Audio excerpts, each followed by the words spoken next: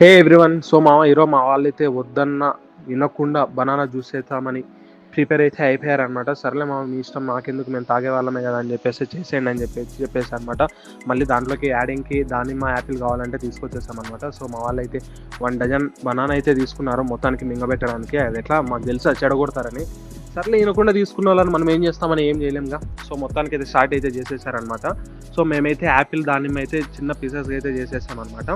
So అది just like fruit mixer లాగా దాని లాస్ట్లో యాడ్ చేస్తామన్నారు. సో ఇంకా బనానా జ్యూస్ అయితే చేసేసారనమాట. తనకి తాగిన తర్వాత తెలిసింది అది రాగి మాల్ట్ అని. సారీ, అదే బనానా జ్యూసే అంటలే ఫ్రెండ్స్. ఎంజాయ్.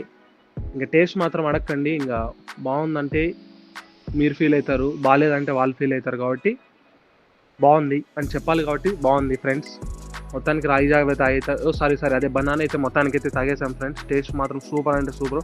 మీకు కావాలంటే జస్ట్ కామెంట్ చేయండి, డైరెక్ట్ నేనే కొరియర్ చేస్తాను. Thank you, tata, bye bye.